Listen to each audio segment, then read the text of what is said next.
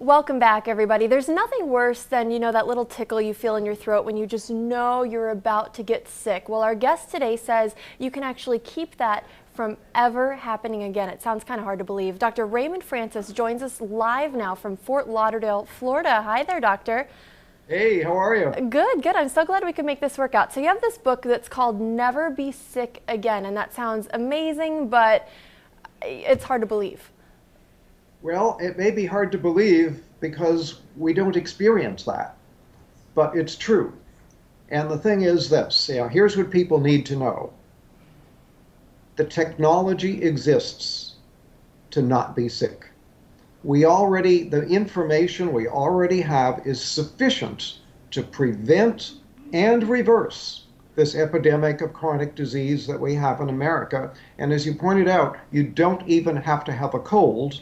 And I can tell you that I have had, in the past 26 years, I've had one cold, and I have a very good excuse for that one cold. So I'm 75 years old. I am in perfect health. I don't take any medications whatsoever. I have boundless energy. I have a clear mind. I don't have an ache or a pain in my body. I'm living proof that you can be healthy and you don't need to be sick. Now, I think I've kind of started to take it for granted that I'm going to get one cold every year, and I plan ahead for that, and I think a lot of people live like that. I can't imagine a life where you never even get a cold.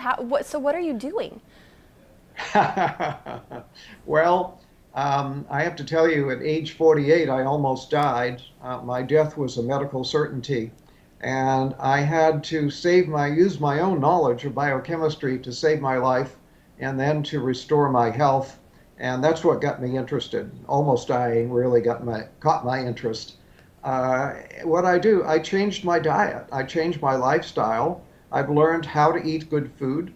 I take very high quality supplements. In fact, I now make my own supplements and sell them, very, very high quality. I get regular exercise. I meditate on a regular basis. So in short, I changed my diet. I change my lifestyle, and I take very high quality supplements, and that's why I'm so healthy. So what are some changes that all of us can take? Because not everyone is able to, make their own supplements in their home. So what are some simple things that we can do right now to keep ourselves from getting sick again? Okay, well, simple things. If you want to do one thing and only one thing, get off of sugar. Sugar is a deadly metabolic poison. And if you look at it from a biochemical standpoint as to what happens to you when you eat sugar, I wish I had a blackboard here right now and I could fill a whole wall with what happens when you eat just 1 teaspoon of sugar. Now, what about the sugar in, say, like fruit or apple juice or something like that? Well, apple juice, no, but fruit. If you eat a piece of fruit, that's okay. Okay. A fruit juice is not okay because you get too much bioavailable sugar and you get a sugar spike in your blood. But when you get a sugar, you can eat 1 teaspoon of sugar. Within 2 hours, your immunity will be reduced by 50%. And then people say, oh, I caught a cold. No, you didn't. You reduced your immunity and you then made yourself susceptible to an infection. So that's why I don't get colds. I don't get infections because I keep my immunity strong. I don't eat sugar. All because of sugar. So that bag of jelly beans we've been passing around here in the newsroom ever since Easter, that's something that's hurting us. Bad idea. Bad idea. Yeah, you don't want to do that. Sugar, as I say, is a deadly metabolic poison. And what I mean by that is that it screws up all of your biochemistry. Just 1 or 2 teaspoons of sugar will throw your normal biochemistry into chaos for a period of 6 to 8 hours. And that's not very much sugar. It doesn't sound like a lot. Sugar. One cola drink has about 10 to 12 teaspoons. So you eat 1 to 2 teaspoons, your body is going to be in biochemical chaos for 6 to 8 hours. Now, health is when all of your biochemistry is balanced and all your chemistry is working right. When you eat sugar, you throw that balance out for 6 to 8 hours. So if you eat sugar in the morning, put some sugar in your coffee or have a breakfast cereal with a contained sugar, and then have more sugar at lunch and more sugar in the evening, guess what? Your body is going to be in biochemical chaos 24 hours a day. So And what's a good amount then to get on a daily basis? none, None. none, yeah. Uh, I'm in Sugar trouble. should be outlawed. Basically should be outlawed.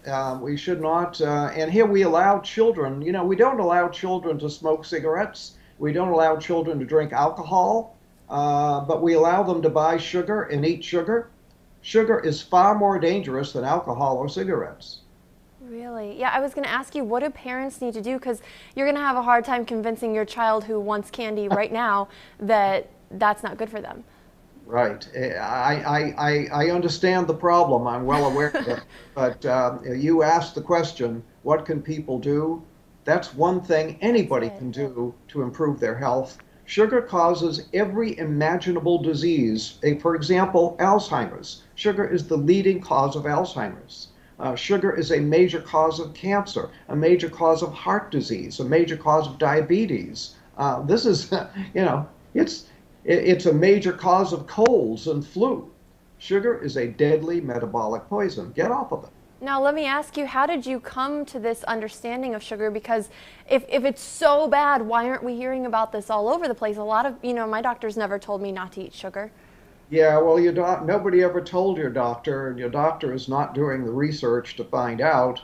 And the sugar industry spends so much money on campaign contributions to members of Congress that sugar is actually subsidized in America. It should be outlawed, and it's subsidized.